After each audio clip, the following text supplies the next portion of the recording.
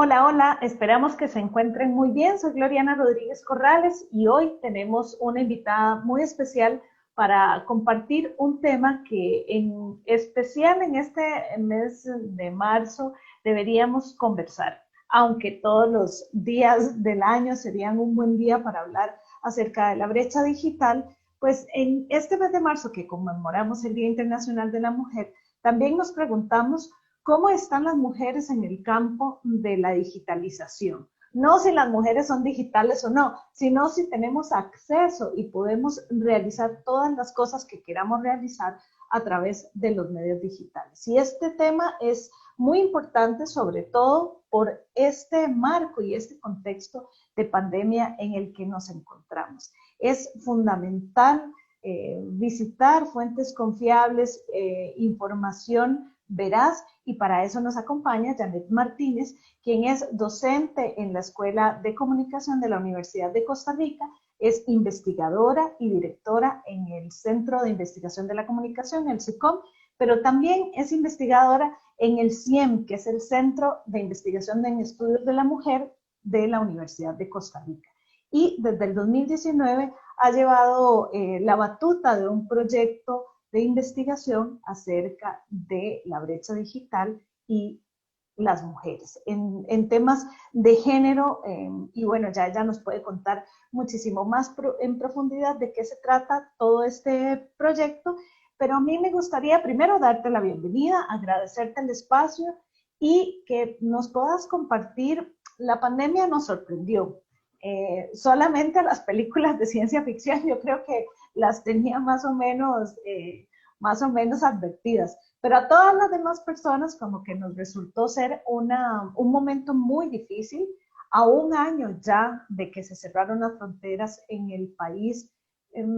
Yo quisiera preguntarte, la brecha digital era algo que pasaba, pero ¿en qué punto estamos a un año de la pandemia en donde los medios digitales han sido, como todas y todos sabemos, una de los pilares fundamentales para la comunicación en estos tiempos? Buenas, Gloriana, y buenas a las personas que nos escuchan. Muchísimas gracias por la invitación y por el espacio. Ahora que decía lo de las películas, yo pensaba en que el año pasado circuló un meme que decía, en las películas del fin del mundo la gente no trabaja y nosotras seguimos trabajando y estudiando, ¿verdad? Entonces es como si las películas más o menos tenían una idea, pero esto es otro nivel.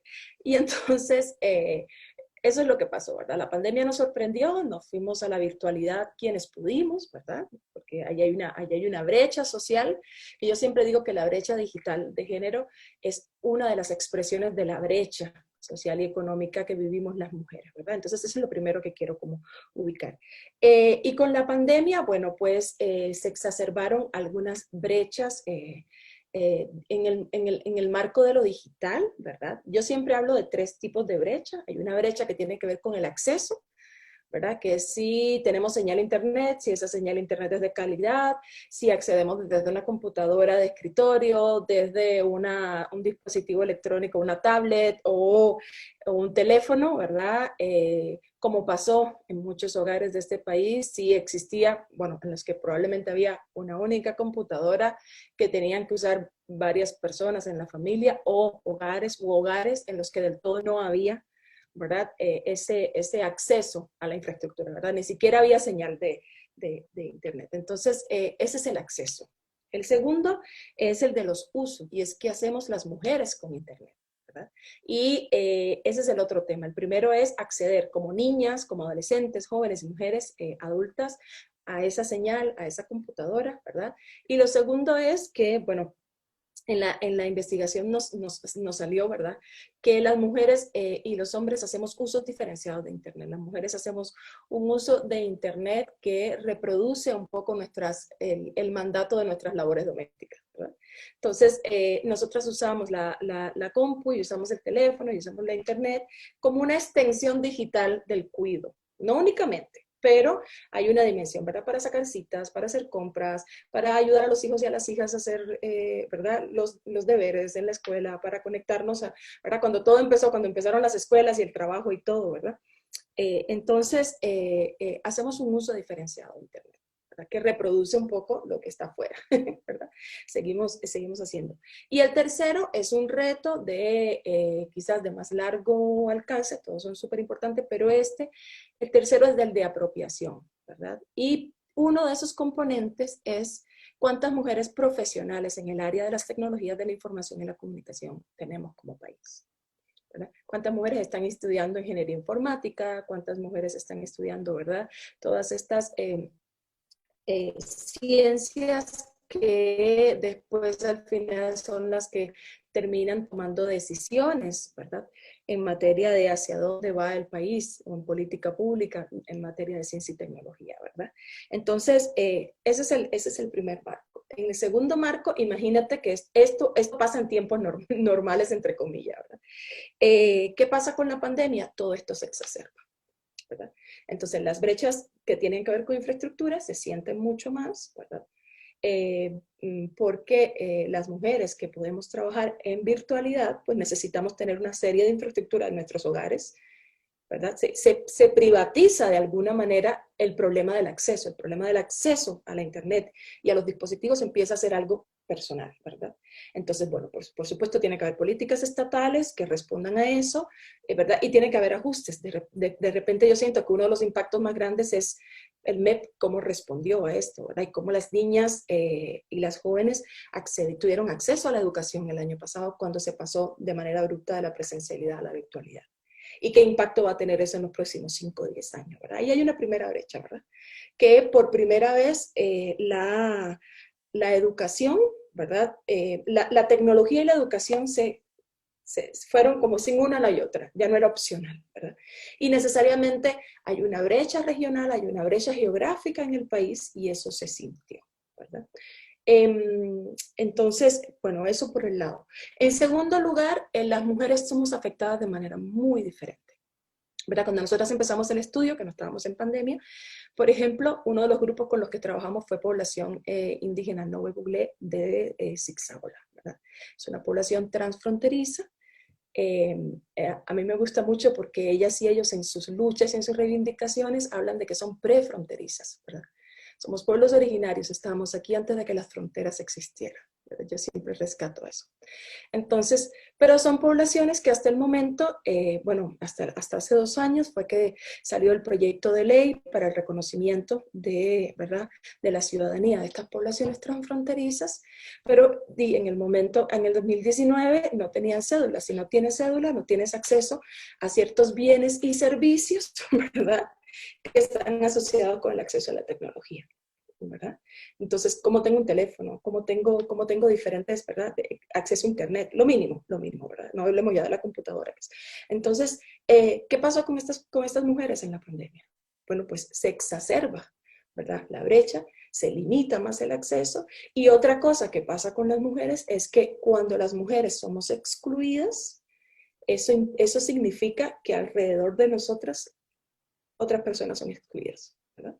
Entonces, las mujeres somos excluidas del acceso a las tecnologías de la información y de la comunicación, y eso significa que si tenemos hijos, esos hijos e hijas están excluidos también, ¿verdad? Entonces, ¿qué es el tema siempre? El impacto de que la pobreza o la falta de acceso o los no reconocimientos de ciudadanía de las mujeres tienen un impacto en la comunidad, ¿verdad? Es como un efecto, así como una onda, como cuando tiramos una piedrita al río. Entonces, ¿qué pasa con estas comunidades? Pues entonces que las brechas educativas y económicas que ya existían se ensanchan, ¿verdad?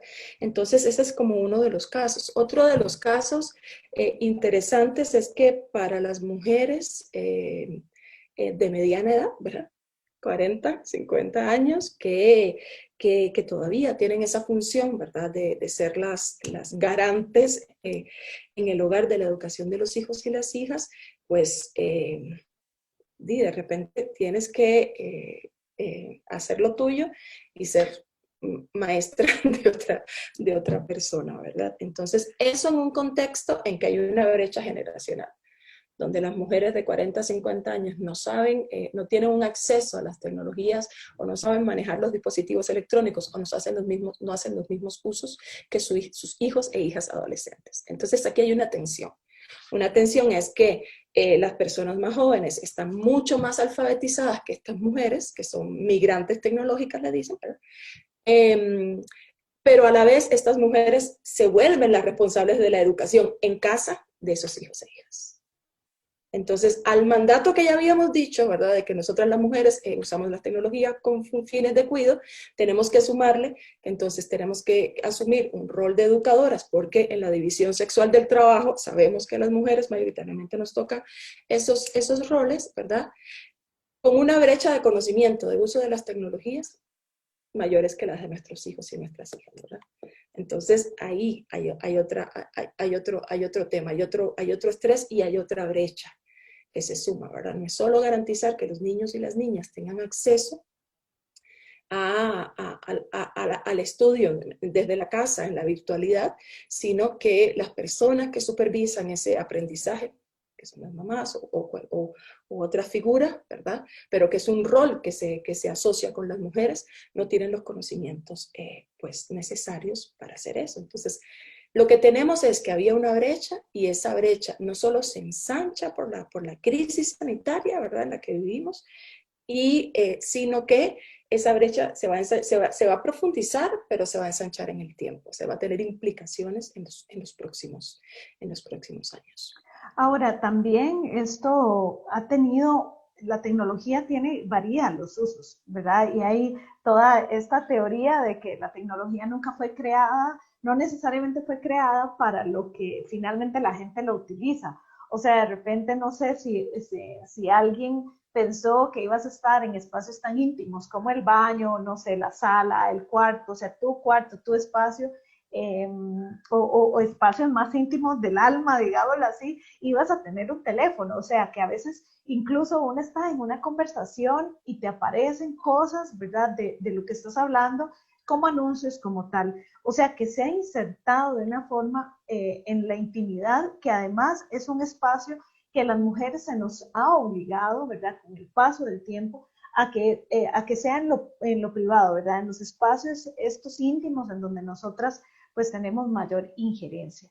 A mí me gustaría retomar esta idea de la privatización del acceso, porque esto me lleva a mí a pensar de que hay la profundización de mayores desigualdades, porque si es tu responsabilidad conseguirlo y no lo conseguís, y no lo tenés, es tu problema, ¿verdad? Es como, bueno, qué pena, pero nadie puede hacer nada. Y en este marco quisiera lanzar la siguiente pregunta, y es, bueno, ¿qué podemos hacer? ¿Qué nos toca como país resolver, verdad? Yo creo que sanitariamente tengo muy claro que pueden ser las vacunas, pero que debería, a la par de las vacunas, ser un plan de salud mental.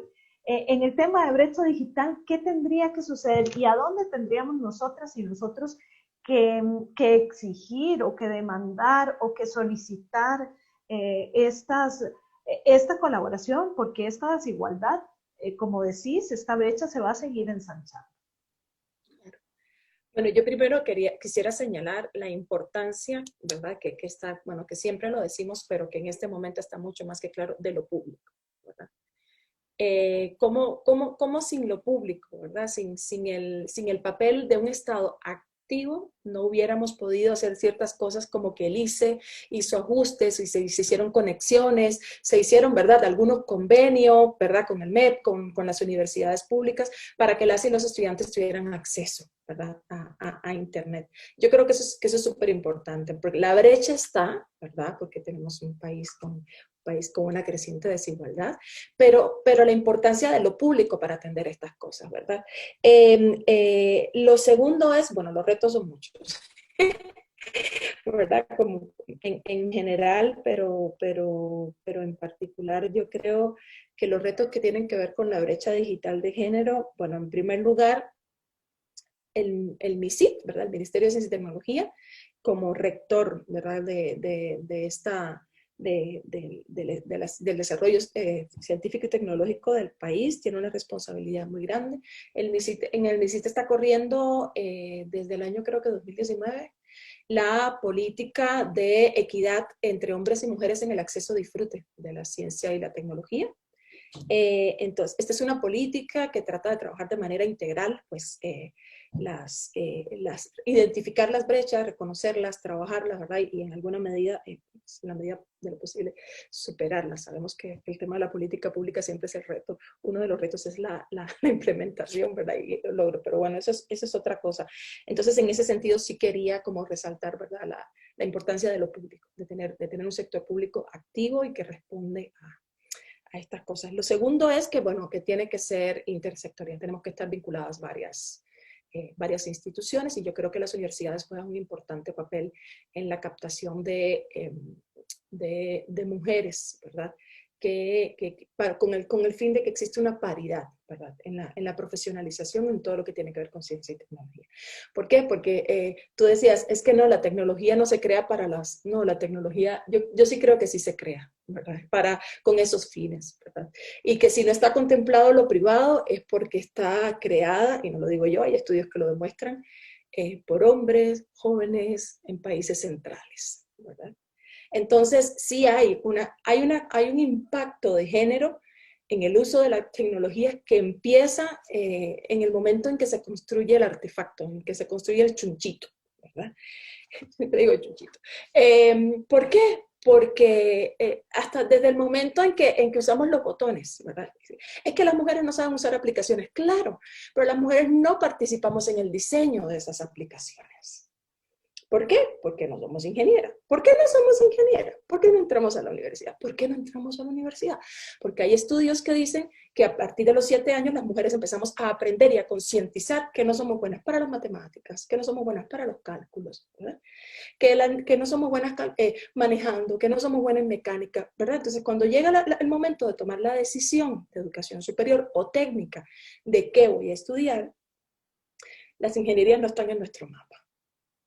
Y eso nos lo dice también el estudio. Las mujeres que empiezan a estudiar ingeniería, ¿verdad? Que empiezan a estudiar, bueno, carreras relacionadas con cibernética, con informática, estas mujeres te dicen, a mí, mi familia fue la que me dijo que yo sí podía. Entonces tenés un contexto social en el que nos está diciendo a las mujeres que eso no es lo nuestro, que estas ciencias o estas técnicas no son lo nuestro, pero eso también se traduce en el fondo en quién diseña esto y para qué nos sirve a las mujeres. Lo que pasa es que también tiene varios efectos. Las tecnologías difuminan, ¿verdad? Desdibujan un poco la línea entre lo privado y lo público, como os decía. Yo puedo estar en el baño de mi casa escuchando una reunión de Zoom. Pero sí, yo creo que los retos son muchos y bueno, los retos como sociedad son pues veeduría, ¿verdad? Yo creo que eso, que cómo vemos y velamos porque haya más mujeres elaborando, produciendo contenidos, ¿verdad? Cómo velamos que haya más mujeres en puestos de decisión, ¿verdad? Que diseña política pública. Cómo velamos, yo creo que tiene que ver con un tema de paridad, ¿verdad? Porque acciones hay, el MEP hace acciones para que las niñas entren a las carreras, pero después la permanencia. O sea, yo creo que es posible hacerlo, pero tiene que ser una labor muy interrelacionada entre el sector público y privado también, porque al final, ¿quién contrata? Entonces, sí, es una tarea ardua, pero yo creo que es urgente. Es urgente y mientras estabas conversando, pues una piensa muchísimas cosas de forma muy rápida, ¿verdad? Pensaba, bueno, en lo importante de las acciones, insistir en las acciones pequeñas, ¿verdad? Como esas niñas, como con algo tan sencillo como explicar que no somos malas en matemáticas por naturaleza, sino que en general creo que hay gente que se le dan bien las matemáticas y hay otros que no se le dan.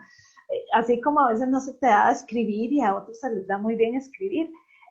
Pero ¿verdad? Esa educación, generar infancias que saludablemente puedan decidir en libertad y no a partir de ideas preconcebidas que ya están obsoletas, ¿verdad? O sea, como que en el 2021 estar hablando de esto resulta de ciencia ficción, eso sí podría ser ciencia ficción. Sí, sí, sí. Nos gana el tiempo siempre que estamos conversando un tema apasionante como son las mujeres en la ciencia, en la tecnología, también la brecha digital, que fue lo que más ahondamos. Es interesantísimo, digamos, como todo este tema. En este mes además se hace profundamente más significativo, ¿verdad? Realmente nos ha costado mucho a las mujeres llegar desde Marie Curie y antes, ¿verdad?